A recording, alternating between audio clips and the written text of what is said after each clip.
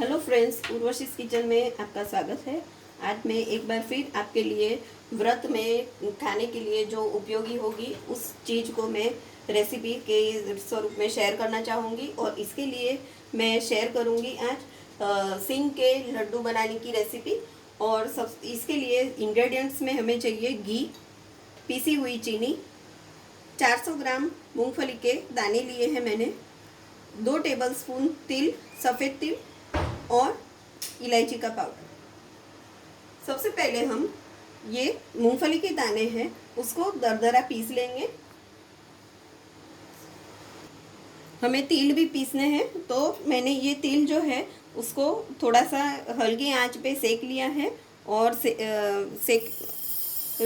Roast किए हुए तिल लिए हैं और इसको हम ग्राइंड करेंगे। इसको भी दरदरा ग्राइंड करना है।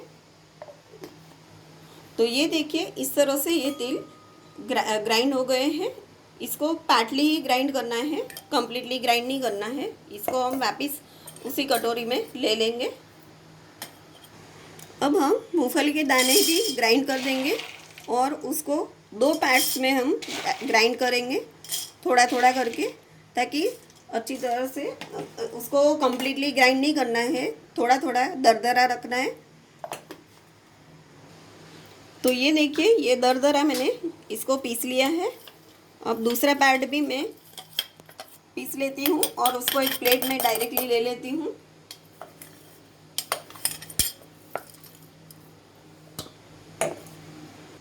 तो ये दूसरा पार्ट भी मैंने पीस लिया है और इसको सारे जो पीसा हुआ मूंगफली के दाने हैं हम एक परात में ले लेंगे।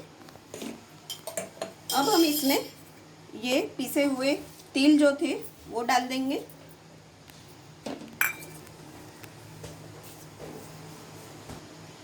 अब मैं चीनी डालूंगी।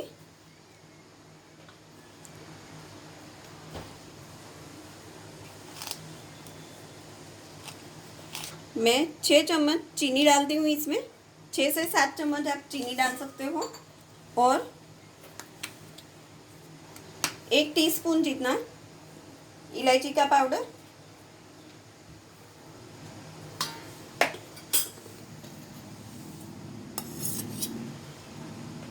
1 से 2 टीस्पून हम घी डालेंगे। ज़्यादा घी नहीं डालना है।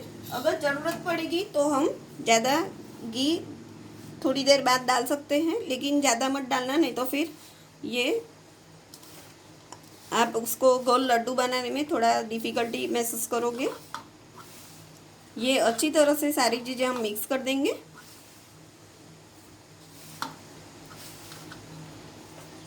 तो इसको जब आप मिक्स करते हो तो सारी चीज़ें कम्प्लीटली मिक्स हो जानी चाहिए। थोड़ा घी और डालना पड़ेगा ताकि ये हम लड्डू के तरह उसको बाइंड कर सके।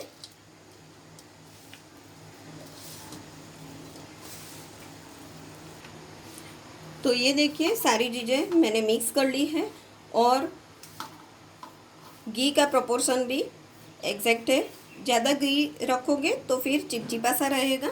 और इस तरह से ये देखिए, ये अच्छी तरह से बाइंड हो रहे हैं और इसको थोड़ा टाइट बाइंड करना है।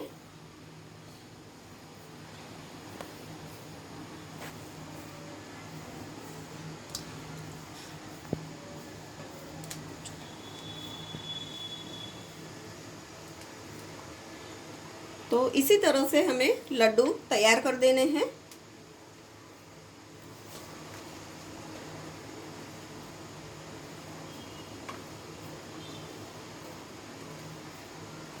आप अपने हिसाब से उसका साइज तैयार कर सकते हो, छोटे बड़े। और चीनी भी पहले टेस्ट कर लीजिएगा। अगर ज़्यादा चीनी चाहिए तो आप अपने हिसाब से थोड़ी 1-2 चम्मच ऐड कर सकते हो। तो इसी तरह से हमें सारे लड्डू रेडी कर देने हैं।